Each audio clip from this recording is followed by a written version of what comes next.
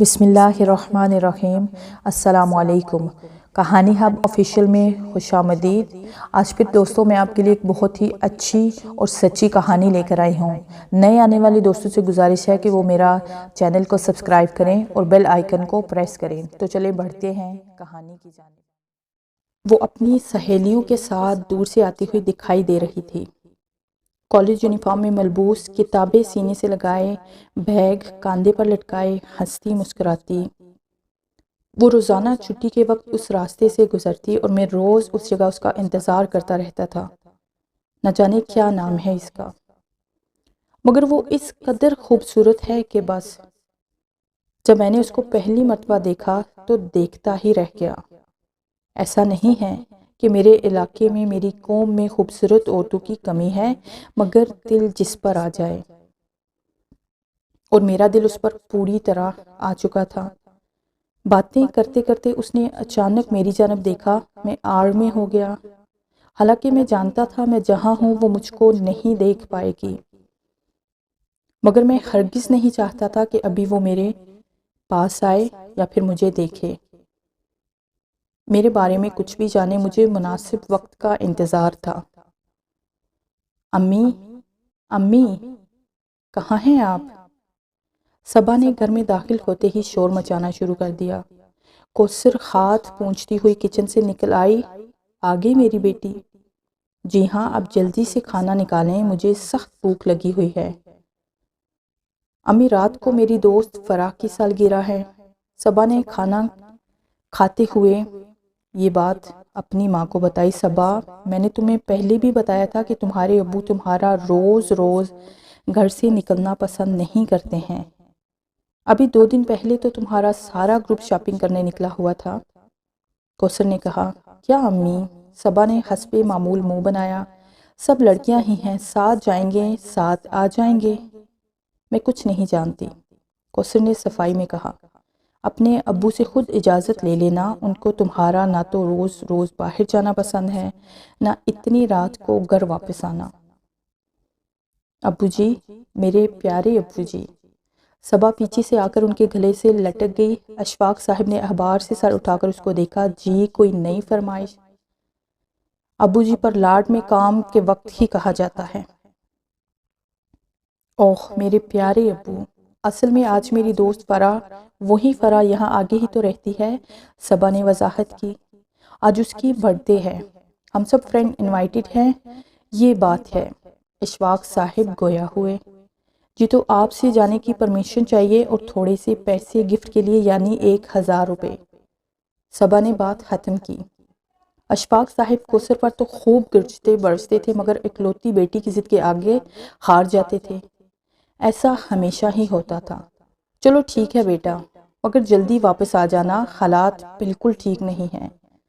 خاص طور پر جوان لڑکیوں کے لیے، آخری جملہ انہوں نے اپنے دل میں کہا تھا۔ میں بے چینی سے شام کا انتظار کر رہا تھا۔ میں نے صبح اس کی گفتگو سن لی تھی، آج اس کو دعوت پر جانا تھا۔ میں اس کی سج دج دیکھنے کو بے قرار تھا۔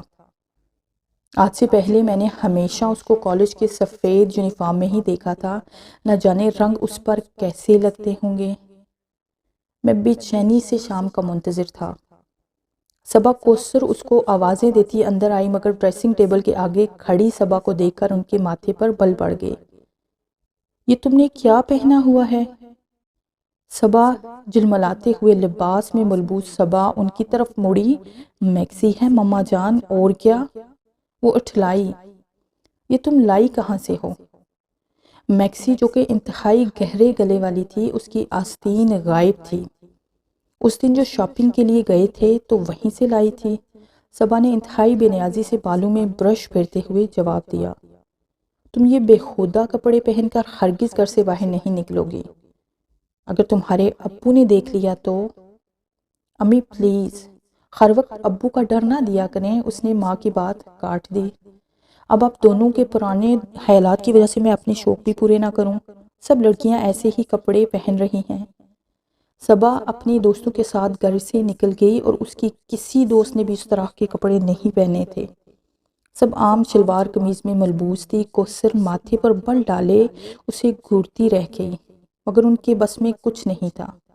صبا ان کی اکلوتی اولاد تھی، لاڈ پیار نے اس کو بے حد بگاڑ دیا تھا، اور یہ انہی کی بیجا حمایت تھی جس کی وجہ سے اشفاق بھی اس کو کچھ کہتے گھبراتے تھے۔ اپنی ساری جلاحت کو وہ کوثر پر نکالا کرتے تھے۔ شکر ہے اس وقت وہ گھر پر نہیں تھے، ورنہ نہ جانے کیا ہوتا۔ کاش صبا جلدی گھر آ جائے اور اشفاق کی نظر پڑنے سے پہلے کپڑے بدل لیں۔ انہوں نے دل میں دعا کی۔ کوثر کی دعا آج قبول نہ ہوئی۔ صبا نے صرف بہت دیر سے لوٹی، بلکہ دروازہ بھی اشفاق صاحب نے ہی کھولا۔ صبا کو دیکھ کر مارے رنج کے وہ کچھ بھی بول نہ سکے۔ صبا کو تو کوئی لحاظ ہی نہ تھا۔ ابو جانی سوری، میں لیٹ ہو گئی، بول کر وہ اٹھلاتی کمرے میں چلی گئی۔ کوثر دل میں ڈر رہی تھی کہ نہ جانے کتنی جاڑ پڑنے والی ہے، مگر خلاف توقع اشفاق صاحب بالکل خاموش تھے۔ کوثر، جتنی جلدی ہو سکے صبا کے لیے کوئی رشتہ تلاش کرو۔ صبح ناشتے کے دوران انہوں نے کہا، میں جلد از جلد اس کے فرض سے سبکدوش ہونا چاہتا ہوں۔ وہ تو اپنی بات کہہ کر آفس روانہ ہو گئے، مگر کوثر دیر تک سوچتی رہی۔ ایسا نہیں تھا کہ حسین و کم عمر صبا کے لیے رشتوں کی کمی تھی، مگر وہ مڈل کلاس تھے۔ صبا جتنی حسین تھی، اس سے کہیں اونچے اس کے خیالات تھے۔ وہ اکثر اوقات ماں کو بتاتی رہتی تھی کہ وہ بہت امیر، پڑھے لکھے اور بے حد ہینڈسم لڑکے سے شادی کرے گی، اور اگر لڑکے میں ان میں سے کوئی بھی ایک خوبی بھی کم ہوئی تو پھر وہ ہرگز حامی نہیں بڑھے گی۔ کوثر جانتی تھی کہ صبا ایسی ہی ہے، بے حد ضدی اور ہٹ ڈرم۔ وہ آرام سے اپنے باپ کے سامنے بھی ڈٹ کر کھڑی ہو سکتی تھی۔ کیا ہوگا، کیسے ہوگا، کہاں سے آئے گا ایسا مکمل رشتہ؟ مختلف سوالوں نے اسے گھیر لیا۔ جب سے صبا کو اس دن تیار سیاہ لباس میں جھلملاتے دیکھا تھا، میرا دل قابو میں نہیں تھا۔ میں نے اپنے گھر والوں سے اس کے لیے بات کی۔ ہمارے ہاں باہر رشتے نہیں کیے جاتے تھے، مگر میری ضد، میری محبت کے آگے سب ہار گئے اور مجھے اجازت دے دی۔ اب میں شدت سے اس وقت کا انتظار کر رہا تھا جب میں اپنی محبت کو اصل میں پالوں، حاصل کر لوں۔ صبا دروازے کو دھاڑ سے کھول کر کوثر اندر داخل ہوئی۔ تم کو کوئی احساس ہے؟ اف، کیا ہے امی؟ کیا پرابلم ہو گئی ہے اب؟ وہ بدتمیزی سے گویا ہوئی۔ پرابلم؟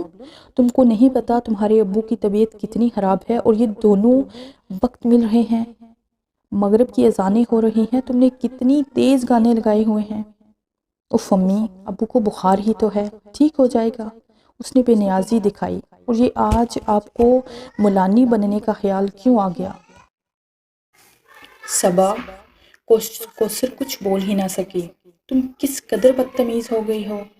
امی پلیز بور نہ کریں، جائیں ابو کے پاس جا کر بیٹھیں، وہ بیمار ہیں۔ بقول آپ کے آخری جملہ صبا نے آہستہ سے کہا، مگر کوثر نے سن لیا۔ خدا ہی تمہیں ہدایت دے۔ کوثر کمرے سے نکل آئیں۔ صبا نے میوزک آہستہ نہیں کیا تھا۔ یہ کیا ہے؟ کوثر کچھ بول ہی نہ سکی۔ گہری سرخ ساری میں ملبوس صبا بال کھولے، سرخ لپسٹک لگائے پری لگ رہی تھی۔ کیسے لگ رہی ہوں؟ اس نے داد چاہی۔ واہیات! انہوں نے جل کر کہا، سارا خاندان وہاں جمع ہوگا، کیا کہیں گے سب؟ ہمارا ایسا ماحول، اور پھر اس طرح سارا پیٹ نظر آ رہا ہے۔ مجھے کسی کی پرواہ نہیں ہے، صبا نے ٹھنک کر کہا۔ اگر ساری نہیں باندھنے دیں گے تو میں جاؤں گی ہی نہیں۔ نہ جاؤ، زیادہ بہتر ہے، کوثر نے جل کر کہا۔ اس حلیے میں تمہیں لے جا کر باتیں سننے سے بہتر ہے کہ تم گھر پر ہی رہو۔ تمہارے ابو تو میری جان ہی نکال لیں گے، پہلے ہی وہ تمہاری حرکتوں پر گھڑتے رہتے ہیں۔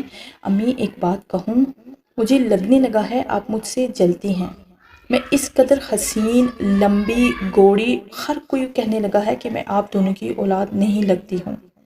جب بھی آپ بہانے سے مجھ کو تیار ہونے سے روکنے لگی ہیں۔ صبا مذاق ہرگز نہیں کر رہی تھی۔ کوثر آنکھیں پھاڑے اس کو دیکھتی رہ گئی۔ ان سے کوئی جواب تک نہ بن پڑا۔ صبا اس حد پر آ چکی تھی، ان کو اندازہ نہیں تھا۔ اپنے شدید حسن کے احساس نے اس کو جیسے بانس پر چڑھا دیا تھا۔ کوثر اور اشفاق اس دن واقعی میں صبا کو گھر پر چھوڑ گئے۔ کوثر نے تو اس سے بات تک نہ کی، بس آہستگی سے دروازہ بند کرنے کا کہہ دیا۔ صبا جیسے غصے میں آگ بگولا ہو رہی تھی۔ اس کے خوبصورت رخسار اس کی ساڑی کے ہم رنگ ہو رہے تھے۔ خاندان کی اس شادی کا وہ کب سے انتظار کر رہی تھی۔ آخر ایسا کیا ہے ان کپڑوں میں؟ ٹی وی پر، فلموں میں تو ساری لڑکیاں اس طرح کے کپڑے پہنتی ہیں۔ ان کی مائیں تو ان کو کچھ نہیں کہتی ہیں۔ امی سچ میں مجھ سے جلنے لگی ہیں۔ کم عمر دماغ کی رسائی بس یہیں تک ہوتی ہے۔ میں پیر پٹکتے ہوئے آئینے کے سامنے کھڑی ہو گئی، اپنے عکس پر نظر پڑتے ہی جیسے میرا سارا غصہ ہوا ہو گیا۔ لال سرخ ساڑی، سلیو لیس بلاؤزر جس میں سے آدھا پیٹ چمک رہا تھا، کالے گھنے بال شانوں پر بکھرے ہوئے تھے، گہری لپسٹک اسے اپنے ہی اوپر سے نظر نہ ہٹا گئی۔ امی ابو کو تو رات دیر ہو جائے گی، آتے آتے وہ سوچنے لگی کیا کروں، چلو فرا کی طرف چلتی ہوں، آخر اتنی محنت سے تیار ہوئی ہوں، کسی سے تو داد وصول کروں۔ ڈھیر سارا پرفیوم اپنے اوپر اسپرے کر کے وہ اسی خلیے میں باہر نکل آئی۔ میری سانسوں نے کسی تیز ترین خوشبو کو محسوس کر لیا اور میری آنکھیں پوری کھل گئی۔ میں نے سامنے دیکھا، وہ بالکل وہیں اکیلی تنہا اٹھلا کر چلتی، لمبے کھلے بال، کھلا آسمان، ستاروں تلے تیز خوشبو، سرخ رنگ، یہ تمام چیزیں مجھے کتنی متوجہ کرتی ہیں۔ وہ مجھے اپنی طرف کھینچ رہی تھی، دیوانہ کر رہی تھی، بے بس کر رہی تھی۔ میں بے ساختہ اس کی طرف جھکا اور صبح کو نہ تو رات کے اندھیرے سے کوئی خوف محسوس ہو رہا تھا، نہ اپنے اکیلے پن سے۔ جوانی ویسے ہی بہت بے خوف ہوتی ہے، چند گلیوں کے پار ہی تو ہے فرا کا گھر، اس نے سوچا تھا۔ امی ابو کے آنے سے پہلے ہی لوٹ آؤں گی، اور اگر دیر ہو بھی گئی تو میری بلا سے آخر کیوں چھوڑ کر گئی مجھے۔ بدتمیزی سے سوچتے ہوئے اچانک اس کی نظر راستے میں پڑتے پرانے برگد کے درخت پر پڑ گئی اور اس کے گلے سے بھیانک چیخ برآمد ہوئی۔ میں نے اس کو آرام سے چند لمحوں میں اوپر کھینچ لیا۔ اس کے ساتھ کوئی رکاوٹ، کوئی حصار نہ تھا جو مجھے روک سکتا۔ پراسرار میں اس کو اپنے ساتھ لے آیا، اس درخت پر، اس قدیم پراسرار برگد کے درخت پر جہاں میرا گھر ہے۔ اس کی ہر شاخ پر کوئی نہ کوئی آباد ہے، میرے خاندان کا، میری قوم کا۔ اب آپ سمجھے نا میں کون ہوں۔